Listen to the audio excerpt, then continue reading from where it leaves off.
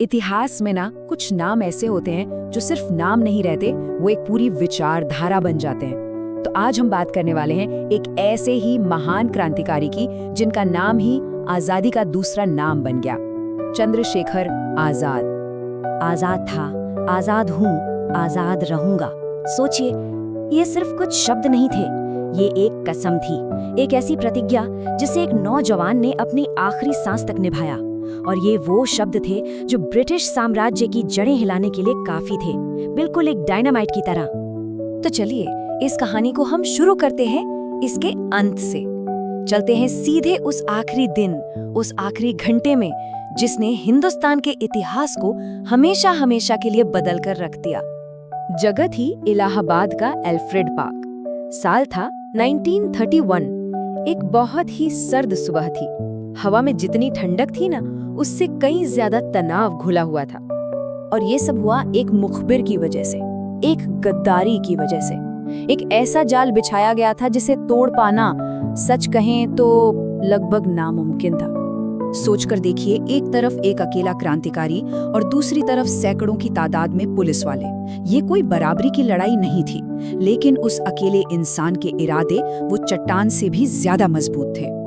पर सवाल तो यही उठता है ना, कि आखिर एक अकेला इंसान पूरी ब्रिटिश हुकूमत का सबसे बड़ा और सबसे खतरनाक दुश्मन बना तो बना कैसे? चलिए इस सवाल का जवाब ढूंढने के लिए थोड़ा सा वक्त में पीछे चलते हैं। ये कहानी है एक आम से लड़के के एक असाधारण क्रांतिकारी बनने की। ये कहानी है चंद्रशेखर तिवारी के आजाद बनने की। देखिए, 1906 में उनका जन्म एक साधारण परिवार में हुआ, लेकिन उनके खून में बगावत तो बचपन से ही थी। पर 1919 का जलियांवाला बाग नरसंहार, उस एक घटना ने उस बगावत को एक ऐसी आग में बदल दिया जो फिर कभी बुझ नहीं पाई। और फिर सिर्फ 2 साल बाद, जब वो महज 15 साल के थे, उन्हें पहली बार अरेस्ट किया गया।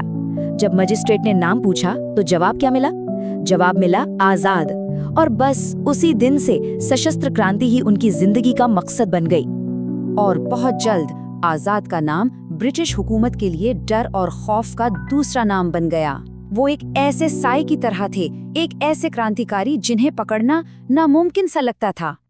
आजाद सिर्फ जोशीले क्रांतिकारी ही नहीं थे, वो एक मास्टरमाइंड थे। भेस बदलने में उस्ताद, निशाना ऐसा कि कभी चूके नहीं, और गुरीला लड़ाई के तो वो स्पेशलिस्ट थे। जो मशहूर काकोरी ट्रेन डकैती हुई थी ना, उसके पीछे का दिमाग भी उन्हीं का था। शुरुआत में वो हिंदुस्तान रिपब्लिकन एसोसिएशन का हिस्सा थे, लेकिन बाद में जब भगत सिंह जैसे साथी जुड़े तो उन्होंने मिलकर हिंदुस्तान सोशलिस्ट रिपब्लिकन एसोसिएशन यानी HSRA की नींव रखी।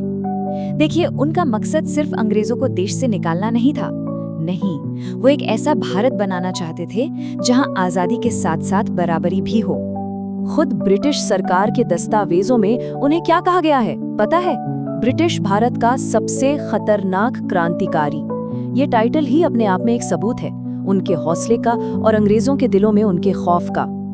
तो चलिए अब वापस चलते हैं उसी एल्फ्रेड पार्क की सर्द सुबह में, जहां ये पूरी कहानी अपने आखिरी और सबसे अहम मोड़ पर आ खड़ी हुई थी।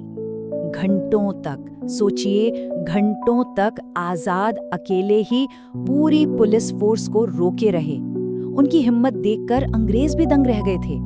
पर जब वो जख्मी हो गए और गोलियां भी लगभग खत्म हो गई, तब उन्हें ये एहसास हो गया कि अब बचना मुश्किल है, गिरफ्तारी तय है।